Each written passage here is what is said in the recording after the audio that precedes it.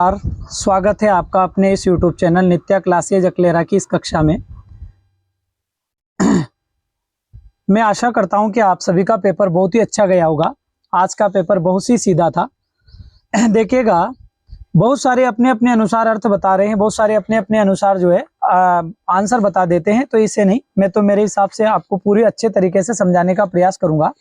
पहला प्रश्न है अपने साथियों के प्रति, पहला प्रश्न है सर, अपने साथियों के प्रति श्रद्धा व सम्मान का भाव हो निम्नलिखित में से किस शासन पद्धति को लेखक ने आवश्यक बताया? जीवन को, व्यवहार को, परिवार को? तो सर यहाँ आंसर स्वीकार करेंगे ब वाला, लोकतंत्र को।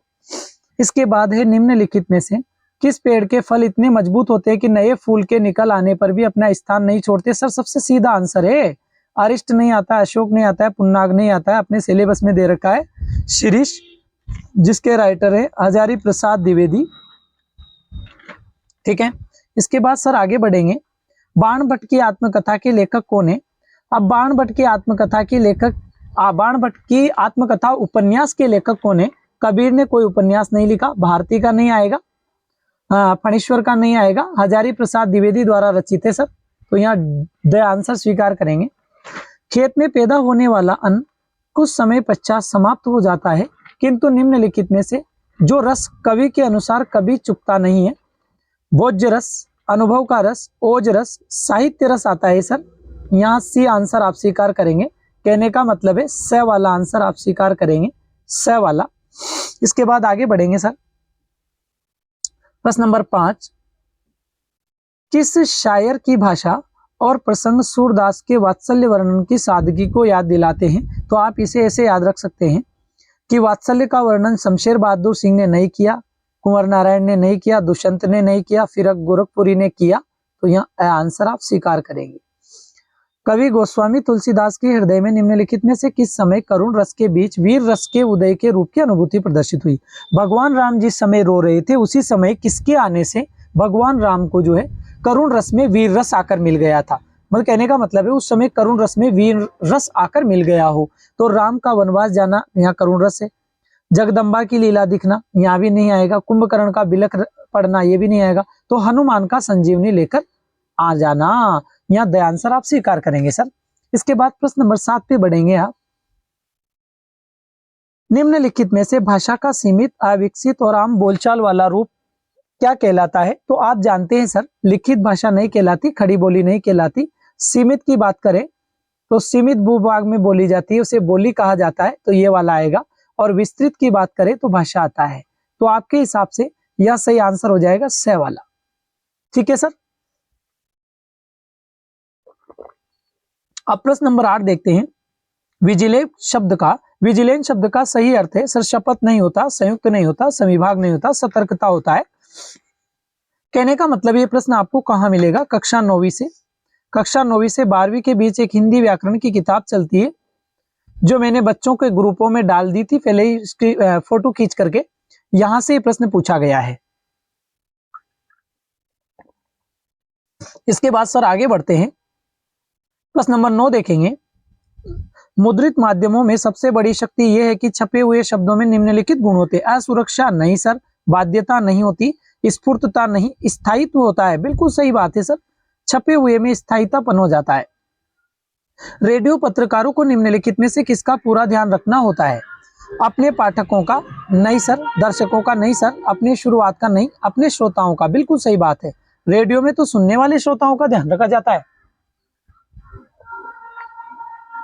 निम्नलिखित में से जो आत्मकथात्मक उपन्यास गाथा निश्चय ही किशोर होते विद्यार्थियों के लिए हम कदम बन सकती है, तो वो कौन सी है सर? अरे ये तो सबसे सीधा है, सिल्वर वेडिंग नहीं है, जुलूस नहीं है, अतीत में दबे पांव नहीं है, यहाँ जूझ आएगा सर द वाला। बिल्कुल सही आंसर स्वीकार करेंगे आप, द वाला। प्रश्न नंबर 12 आप देखेंगे सर। निम्नलिखित में से दबे स्वर में किसने पूछा मेहमान गए? बीवी बच्चे ने पूछा, नहीं पूछा। यशोधर बाबू की पत्नी ने, रिश्तेदारों ने नहीं, यशोधर बाबू ने पूछा था सर। बिल्कुल सही आंसर है। इसके बाद बात करेंगे मौखिक भाषा को लिखित रूप के लिए लेखन चिन्हों का प्रयोग। अरे ये सबसे सीधा है, लिपि कहते हैं सर, उसे क्या कहते हैं? लिपि। अंडरस्टैंड आंसर मत बताइए बच्चों को, कम से कम सही आंसर बताइए, जिससे बच्चा आगे जाकर बच्चे को परेशानी का सामना न करना पड़े। बहुत सारे मन में आए वो आंसर बता रहे हैं। दक्षता के लिए सही अंग्रेजी शब्द की बात करें सर तो इफिशियंसी शब्द आता है सर, दक्षता कहते हैं इफिशियंसी शब्द को। अब आप जानते हैं ये आपको कहाँ मिलेगा सर, ये आपको कक्षा 9वीं से 12वीं की बुक में देखने को मिलेगा, जिसे हिंदी व्याकरण के नाम से जाना जाता है। नक्षत्र हवा से बातें कर रहा है वाक्य में शब्द शक्ति है भाई साहब। जहां मुहावरे का प्रयोग किया जाता है वहां जो है लक्षणा शब्द शक्ति होती है। मैंने बच्चों को पहले ही पढ़ाते समय यूट्यूब पर सारी चीजों का जानकारी दे दी थी, लक्षणा शब्द शक्ति। इसके बाद आगे बढ़ेंगे सर। जब शब्दार्थ की व्यंजना अर्थ पर निर्भर होती है उसका पर्याय रख देने पर भी अभिष्ट की पूर्ति। अब कहने का मतलब है जब शब्दार्थ की व्यंजना अर्थ पर निर्भर होती है, तो कहने का मतलब है जब व्यंजना अर्थ पर निर्भर होती है तो उसे क्या कहेंगे सर, आर्थी व्यंजना। ठीक है सर। जहां वास्तविक विरोध ना होकर विरोध का आभास होता है, इससे सीधा अलंकार तो शायद ही अनिवार्य हिंदी में कोई होगा, उसे कहेंगे विरोधाभास अलंकार। भगवान भागे, अब यहाँ भ और यहाँ भ, यहाँ फ यहाँ फ। सर यहाँ वर्णों की आवृत्ति हो रही है, फोकट बकवास करने से बेटर है काम की बात पे बात करें, बिना बात पे बात ना करें। अनुप्रास अलंकार। आप पठित गद्यांश को पढ़कर ध्यानपूर्वक पढ़ करके उसके प्रश्नों का उत्तर आपको लिखना है। देखिएगा ध्यान से। शुरुआत करते हैं। व्यक्ति को अपने जीवन में नाना प्रकार के लक्ष्य निर्धारित करने की अपेक्षा किसी एक उत्तम लक्ष्य को ही निश्चय करना चाहिए। जो व्यक्ति कई उद्देश्यों की पूर्ति का ख्वाब छोड़कर अर्जुन की तरह एक ही लक्ष्य को चिड़िया की आंख मानकर उस पर अपना सारा ध्यान केंद्रित करता है, निश्चय ही सफलता उसके चरणों को चूमती है। एक ही साथ दो घोड़ों पर सवार होने वाला फिसल कर नीचे गिरना निश्चित है। किसी पेड़ के तने, डालियों, पत्तों, फूलों की अलग अलग सेवा करने वाले को फलों से वंचित ही रहना पड़ेगा, जबकि वह यदि मूल मतलब जड़ को ही सींचे तो उसे फल की प्राप्ति होनी है। अतः व्यक्ति को एक ही उद्देश्य की प्राप्ति हेतु प्रयत्न करना चाहिए। व्यक्ति को अपने जीवन में सफल होने के लिए क्या निश्चित करना चाहिए? तो अब यहां सबसे सिंपल है, एक उत्तम लक्ष्य, एक उत्तम लक्ष्य। चलो आगे करने। नयन शब्द का पर्यायवाची शब्द यदि हम चाहते तो नयन का पर्यायवाची शब्द हो जाएगा सर आंख। टाइम बच्चों का खराब नहीं करना है, सही आंसर देने का प्रयास करना है। आगे बढ़ेंगे सर। प्रश्न नंबर 3 देखेंगे। फल की प्राप्ति किसको सींचने से होती है? सर यहाँ लिखा रहा है फूलों की अलग अलग सेवा करने वालों फलों से वंचित रहना पड़ेगा, जबकि यदि मूल जड़ को ही सींचे, कहने का मतलब है, मैं यहाँ लिख के बता देता हूं सर। फल की प्राप्ति तो यहाँ आ जाएगा मूल या जड़ को सींचने से, जड़ को सींचने से, सींचने से। ठीक है सर। इस गद्यांश से छांटकर उपेक्षा शब्द का विपरीतार्थक शब्द सर अपेक्षा शब्द आया था पहली लाइन में। चिड़िया की आंख में निहित, कहने का मतलब है एक ही लक्ष्य होना, एक ही लक्ष्य होना, एक ही लक्ष्य का होना। चलो आगे बढ़ते हैं। उपर्युक्त गद्यांश का उपयुक्त शीर्षक लिखिए। अब जानते हैं जीवन में लक्ष्य का महत्व, जीवन में लक्ष्य का महत्व, लक्ष्य का महत्व, या फिर आप ऐसे भी लिख सकते हैं एक ही लक्ष्य। ठीक है सर। चलो आगे बढ़ेंगे। निम्नलिखित आपठित गद्यांश को पढ़कर सभी प्रश्नों का उत्तर अपनी उत्तर पुस्तिका में लिखिए। अपने नहीं अभाव मिटा पाया जीवन भर, अपने नहीं अभाव मिटा पाया जीवन भर। व्यक्ति अपने अभावों को दूर नहीं कर सकता है, पर औरों के सभी अभाव मिटा सकता हूं। तूफानों भूचालों की भयप्रद छाया में मैं ही अकेला हूं जो गा सकता हूं। मेरे में की संज्ञा भी इतनी व्यापक है, इसमें मुझसे अगणित प्राणी आ जाते हैं। मुझको अपने पर अदम्य विश्वास रहा है, मैं खंडहर को फिर से महल बना सकता हूँ। जब जब भी मैं खंडहर आबाद किए हैं, जब जब भी मैंने खंडहर आबाद किए हैं, प्रलय मेघ भूचाल देख मुझको शर्माए। मैं मजदूर मुझे देवों की बस्ती से क्या, अगणित बार धरा पर मैंने स्वर्ग बनाए। कवि ने किसके अभाव मिटाने की बात कही है? सर यहाँ सबसे सीधा आंसर है, यहाँ लिखा रहा है पर औरों के सभी अभाव मिटा सकता हूं। अब यहाँ दूसरों के, यहाँ सही आंसर आ जाएगा दूसरों के। किसके सर?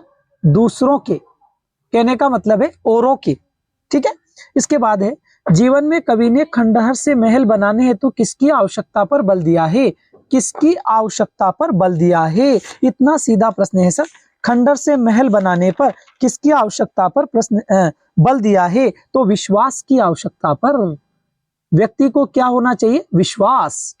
अदम्य व्यक्ति को देखकर कौन कौन शर्माते हैं? तो कहते हैं प्रलय, मेघ, भूचाल, सब कुछ शर्मा जाते हैं।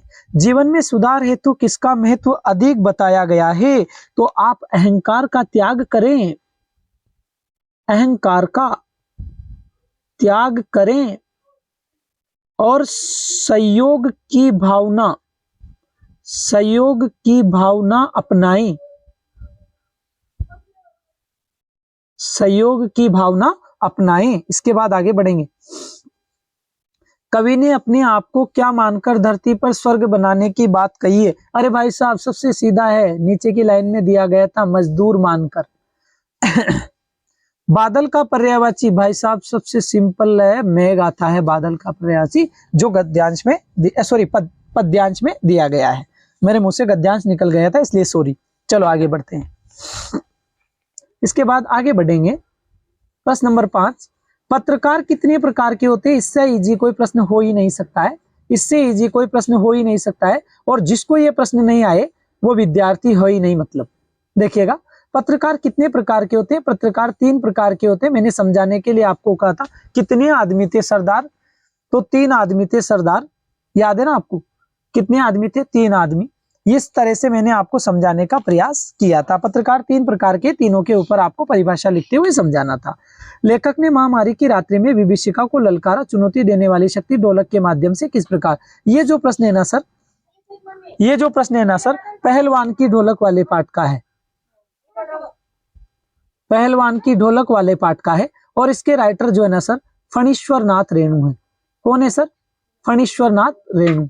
इसमें आपने आसानी से लिख दिया होगा। बादल राग की बात करें सर, तो सूर्यकांत त्रिपाठी निराला, सूर्यकांत त्रिपाठी निराला, सूर्यकांत त्रिपाठी निराला है सर। बहुत ही सीधा प्रश्न है, इसमें भी वजन पढ़ने का कोई काम नहीं है। सिंधु सभ्यता में आकार की भव्यता के स्थान पर कला की भव्यता दिखाई देती है। बात करें सर, तो अतीत में दबे पांव वाला है, अतीत में दबे पांव, दबे पांव। और ये लिया गया है सर, ओम थानवी ने लिखा है। किसने लिखा है सर? ओम थानवी ने। देखिए, मैं बच्चों को बेवकूफ बनाने का काम नहीं करता हूं, बहुत सारे अंडरस्टैंड आंसर बता रहे हैं तो मैं उसमें का काम नहीं करता हूं। इसके बाद आगे बढ़ेंगे। जूझ कहानी के लेखक के अनुसार दादा के जीवन शैली की दिनचर्या पर। अब जूझ कहानी आप जानते हैं, यहां बात करेंगे सर हम लोग। तो ये जो है आनंद यादव, हाँ बिल्कुल, इसके राइटर जो है सर आनंद यादव हैं। कौन है सर? आनंद यादव। और इसमें आप आसानी से लिख सकते हैं, इसमें कोई बड़ा काम नहीं है। इसके बाद आप बात करेंगे सर कि नील जल में या किसी की गोर झिलमिल देह जैसी हिल रही हो। अब ये उषा कविता से है सर। कौन सी कविता से? उषा कविता से। और उषा कविता लिखी गई है सर शमशेर बहादुर सिंह द्वारा। किसके द्वारा? शमशेर बहादुर सिंह द्वारा। ठीक है सर। और इसमें आएगा कि जिस प्रकार नीले जल में किसी नायिका का गोरा झिलमिलाता शरीर जिस प्रकार हिल रहा हो, ऐसे ही जो है उस झील में जो है उषाकालीन परिवेश दिखाई दे रहा था। इसके ऊपर आप लोगों को लेख लिखना था। हम इन्हें पानी नहीं देंगे तो इंद्र भगवान हमें पानी कैसे देंगे? इस पाठ की बात करें सर, तो काले मेघा पानी दे, काले मेघा पानी दे। किसने लिखा है सर? इसके राइटर है सर धर्मवीर भारती। आप इसके ऊपर लेख लिख सकते हैं, इसमें कोई दो राय की बात नहीं और बड़ा काम नहीं है। माल बिछा का बिछा रह जाए बाजार दर्शन है सर। इससे सीधा पेपर मैंने मेरे जीवन में नहीं देखा होगा। 8 साल तो मुझे भी पढ़ाते पढ़ाते हो गए। और इसके राइटर का नाम है सर जैनेन्द्र कुमार। क्या नाम है सर? जैनेन्द्र कुमार। इतना करते हुए भी यदि बच्चे इसे नहीं समझ पाए तो फिर ये तो बहुत गलत बात है। चलो इसके बाद आगे बढ़ेंगे सर। बात करें सर, मिक्सचर मत पिलाइए गुरुदेव, चाय मट्टी लड्डू बस इतना ही। कथन के आधार पर कहानी के पात्र यशोद और बाबू। सर ये प्रश्न है ना, ये प्रश्न है ना सर सिल्वर वेडिंग पार्ट का है सर। किस पार्ट का है सर? Silver wedding. किसने लिखा था सर? यशोधर बाबू ने लिखा था सर। किसने लिखा था? यशोधर बाबू ने लिखा था सर। अब ध्यान से सुनिएगा सर। आगे बढ़ते इस पर आप लिख सकते हैं। इसमें यदि आप लिखना चाहें तो इस प्रश्न में सर है ना, ये जो है जूझ वाला पार्ट है, ठीक है। और इसके राइटर है सर आनंद यादव। मतलब लेखक पढ़ना चाहता है और उसके दादा उसे पढ़ने नहीं देना चाहते, उसके ऊपर लिखा गया है। इसके बाद आगे बढ़ेंगे सर, प्रश्न नंबर 13 देखेंगे। इतना सिंपल प्रश्न है सर प्रश्न नंबर 13, जिसकी कोई कल्पना भी नहीं की जा सकती है। मोहनजोदड़ो ताम्रकालीन शहरों में सबसे बड़ा, इस कथन के सभ्यता और संस्कृति वर्तमान धरती जिंदगियों के प्रति पुरातात्विक जानकारी को पाठ के आधार पर, यह पाठ सर अभी मैंने आपको समझा दिया है, अतीत में दबे पांव से लिया गया है। यह प्रश्न अतीत में दबे पांव से लिया गया। कहां से लिया गया? अतीत में दबे पांव। किसके राइटर सर? ओम थानवी है। कौन है सर? ओम थानवी। अतीत में दबे पांव की बात करें सर हम, तो ओम थानवी आएंगे सर। इसके राइटर की बात करें सर तो कौन आएंगे? ओम थानवी आएंगे। इसके बाद बात करते हैं सर संपादकीय लेखन की बात करें तो अभिव्यक्ति और माध्यम के से संबंधित प्रश्न है। संपादकीय लेखन, संपादक द्वारा लिखा गया जो लेखन होता है उसे संपादकीय लेखन कहा जाता है। ये समाचार पत्र की आत्मा के नाम से भी जाना जाता है। इसके ऊपर आपको एक लेख लिख करके समझाना था सर, इसमें कोई बड़ा काम नहीं है। इसके बाद यदि बात करें सर आलोक धनवा की बात करें तो आपको पता होगा आलोक धनवा का जो जन्म है 1948 में। सर इससे सीधा तो मुझे ऐसा लगता है कोई प्रश्न हो ही नहीं सकता है। आलोक धनवा का जन्म 1948 में मुंगेर बिहार में हुआ था। हाँ 1948 में हुआ था। 1948 ईस्वी में मुंगेर बिहार में इनका जन्म हुआ था। कहाँ हुआ था? मुंगेर बिहार में। मैंने बच्चों को कम से कम 5 बार ये परिचय याद करवाया था। मुंगेर बिहार में हुआ था। 7वें 8वें दशक के कवि माने जाते हैं। छोटी अवस्था में ही जो गिनी चुनी कविताएं लिखने लग गए थे, लोकप्रियता में आ गए थे। बहुत ही शानदार जो है कवि परिचय। फणीश्वर नाथ रेणु का भी सिंपल परिचय, दोनों में से आप एक कर सकते हैं। इसके बाद आगे बढ़ेंगे सर प्रश्न नंबर 16 सर। इतना सिंपल प्रश्न है जिसकी कल्पना भी नहीं की जा सकती है। पहले पार्ट का प्रश्न है सर। हरिवंश राय बच्चन हमारा पहला पार्ट है। बहुत सारे लोग बेवकूफ बना रहे हैं तो बेवकूफ मत बनिएगा सर। आत्म परिचय से लिया गया है। यहाँ यदि व्याख्या की बात करें तो कवि का जीवन सांसारिक दुखों के कारण जला हुआ सा दिखाई देता है। कहने का मतलब है वीर्य वेदना से भरा हुआ है, फिर भी और कवि और वीर्य वेदना को झेलना चाहता है, सुख दुख दोनों में मग्न रहना चाहता है। ठीक है। जग बहु सागर तरने को नाव बनाए। इस संसार के लोग संसार रूपी सागर से पार होने के लिए कर्म कांडों की नाव बनाते हैं, लेकिन कवि संसार सागर की लहरों पर मस्ती के साथ बहना चाहता है। इसके ऊपर जो है मतलब इस प्रकार से आपको व्याख्या करनी है। सबसे पहले आप लोगों को संकेत लिखना था सर। क्या लिखना था? संकेत। इसके बाद आपको लिखना था कठिन शब्दार्थ। इसके बाद आपको लिखना था संदर्भ। इसके बाद आपको लिखना था प्रसंग। इसके बाद आपको लिखनी थी व्याख्या और इसके बाद आपको लिखना था विशेष। ये तरीका है सर, इसमें आप लोगों को पूरे नंबर मिलेंगे सर। इसके बाद आगे बात करते हैं सर। यदि इसकी बात करें सर तो ये सबसे सीधा है कुंवर नारायण। इसके राइटर है सर कुंवर नारायण। ये भी बहुत सीधा है, इसमें भी कोई बड़ी बात नहीं है। और इसकी बात करें तो बात सीधी थी पर तो इसके ऊपर आप व्याख्या कर सकते हैं। इसके बाद आगे बात करेंगे सर। इतना सीधा पेपर है। हाँ प्रश्न नंबर 17 की बात करें सर तो भक्तिहीन, देखते ही पता चल रहा है कि भक्तिहीन पाठ से है। ये पाठ लिखा गया था महादेवी वर्मा द्वारा। बहुत ही सिंपल व्याख्या है। इसके बाद आगे बढ़ेंगे सर।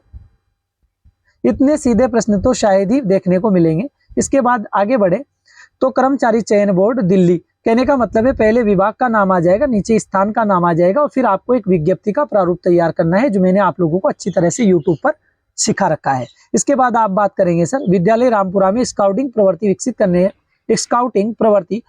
करने हेतु आवश्यक सामग्री के हेतु निविदा का प्रारूप तैयार करना है। निविदा का प्रारूप मैंने आपको बहुत अच्छी तरीके से सिखा रखा है, उसी हिसाब से इसका प्रारूप आपको तैयार करना है। जाते जाते वक्त मैंने आप लोगों से एक बात ध्यान देने योग्य कही थी, बेटी बचाओ बेटी पढ़ाओ पर आपको ज्यादा ध्यान देना है। बहुत ही सिंपल निबंध है, 5 टॉपिक आपको बनाकर लिखने थे। कितने टॉपिक? 5 टॉपिक आपको बनाकर लिखने थे। बेटी बचाओ बेटी पढ़ाओ के ऊपर, बेटी बचाओ बेटी पढ़ाओ के ऊपर आपको 5 टॉपिक बनाकर लिखने थे। अब आप भी जानते हैं बहुत सारे बच्चे फिर भी अगर जो है नकारा बात करें, बेकार सी बातें करें तो इसमें उनकी गलती है, इसमें हमारी कोई गलती नहीं है। अब हम तो केवल दिशा निर्देश दे देते हैं। इतना करते हुए भी जो बच्चे पढ़ना नहीं चाहते उनका तो हम भी कुछ नहीं कर सकते हैं। अगर हम बात करें 5 टॉपिक की बात करें सर तो आपको इसके ऊपर यदि टॉपिक बनाने हैं तो नंबर 1 पर तो आप जानते ही सर है। सबसे पहले जैसे हमने कह दिया कि घोर पाप है ये। इसके बाद बात करेंगे जैसे मान लीजिए बेटी बचाओ बेटी पढ़ाओ, बेटी बचाओ बेटी पढ़ाओ या फिर बेटी बचाओ लिख दो आप तो। इसके बाद टॉपिक बनाते जाओ आप, कोई दिक्कत नहीं है। जैसे कन्या भ्रूण हत्या रोकने के उपाय, कन्या हाँ, कन्या भ्रूण हत्या रोकने के उपाय, भ्रूण हत्या रोकने के उपाय, रोकने के उपाय।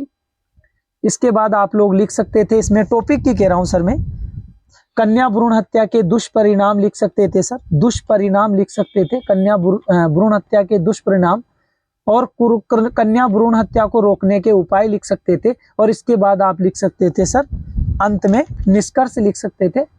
इस प्रकार आपको टॉपिक बनाने थे। ठीक है सर, तो मैंने आपको पूरा समझाने का प्रयास किया है। अब मैं आपको एक बात और समझा देना चाहता हूं।